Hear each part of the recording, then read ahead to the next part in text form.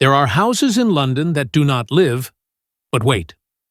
They wait beneath layers of dust and silence, their walls listening to the years pass, their windows dull with neglect, as if longing for someone to notice them again.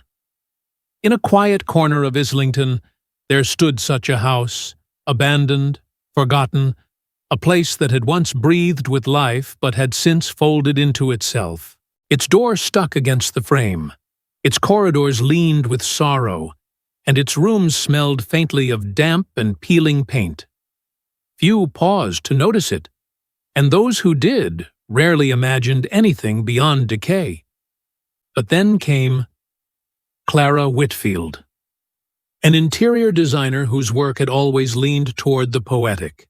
For Clara, buildings were not just structures to be fitted with furniture.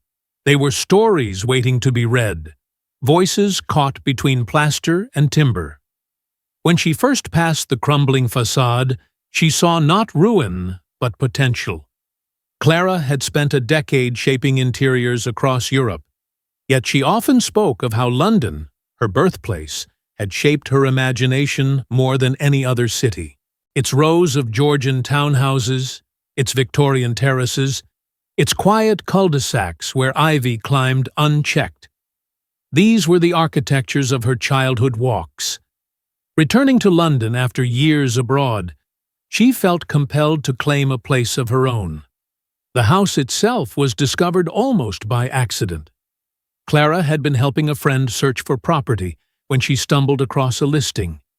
Two-story terrace, unmodernized, chain-free. The photographs looked more like ruins than rooms. Floorboards were missing in places. Wallpaper hung like torn fabric. The fireplace mantels bore the grime of decades. Yet there was something in the bones of the house that spoke to her. The agent described it as a project most people wouldn't take on. That was, perhaps, precisely why she did. Clara's decision was not one of impulse, but of conviction. She saw the forgotten house as a mirror of herself at a moment of transition. Returning home after years of working elsewhere, piecing together fragments of identity and memory, the home, she felt, could be her canvas, a place to experiment not just with form and material, but with time itself. She bought it, and for months the key rested heavy in her pocket, like a secret no one else could quite understand. The process began with an exhale, literally, the clearing out of dust and debris, the emptying of cupboards filled with broken china, yellowing newspapers, and letters addressed to people long gone. Every item seemed to whisper of former lives, as though the house had sheltered generations yet had grown weary of being unseen. Architecturally, the house was small, 2 floors, narrow hallways, low ceilings, but its scale forced ingenuity.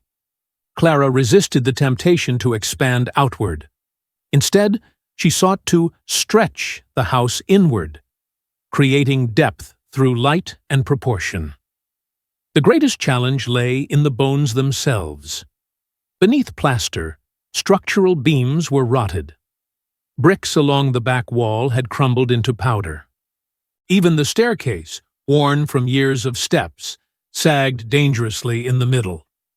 To save the house, much had to be rebuilt. But Clara approached every repair with restraint, careful to preserve the imperfections that gave the house its history. Old versus new became the guiding dialogue. She salvaged the original fireplace, its iron rusted but intact, and placed it at the heart of the living room. She stripped the floors of linoleum to reveal pine boards, scarred and uneven, sanding just enough to soften but not erase their story. The windows were replaced with glass that caught and fractured the morning light, brightening spaces that had once felt perpetually shadowed. Where possible, she allowed contrast to do the talking. Exposed brick met polished concrete. A hand-carved oak banister brushed against walls finished in lime wash. In the kitchen, sleek marble countertops were paired with uneven terracotta tiles, reclaimed from a demolished church in southern Spain. Each decision was deliberate, a conversation between elegance and imperfection, memory and reinvention. Clara described the process as teaching the house how to breathe again. During winter, when workers left and silence returned, she would sit on the bare floor of the living room with a candle lit, listening to the creaks and groans of the beams as if the house were learning the language of occupancy once more. What makes this house singular is not only its aesthetic rebirth, but its emotional resonance. A forgotten home in London is not just brick and mortar.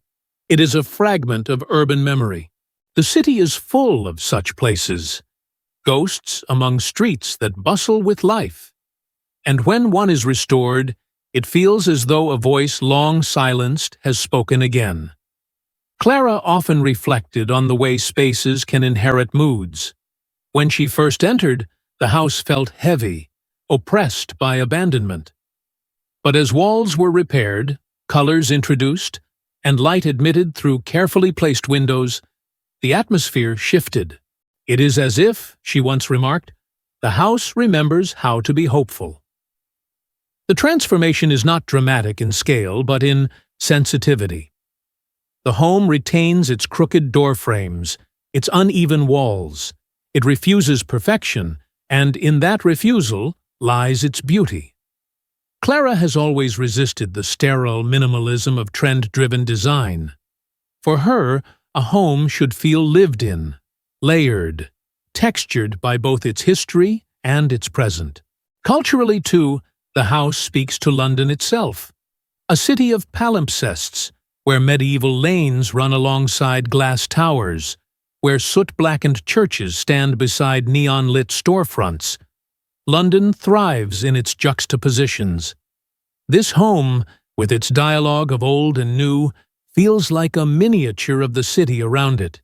And yet, it is also deeply personal. Clara says that each corner contains an echo of her own life. The narrow staircases recalling her grandmother, Terrace in Camden. The terracotta tiles reminding her of a long season spent in Andalusia. The library alcove lined with ash wood, a quiet homage to her father, who once built cabinets with his own hands. In weaving together fragments of material and memory, she has created a dwelling that feels at once intimate and expansive.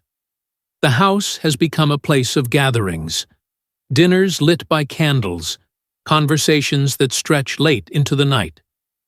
Guests often remark that it feels simultaneously ancient and contemporary, as if stepping into a space that belongs to no single era. That, Clara believes, is the essence of good design, not to impose, but to reveal.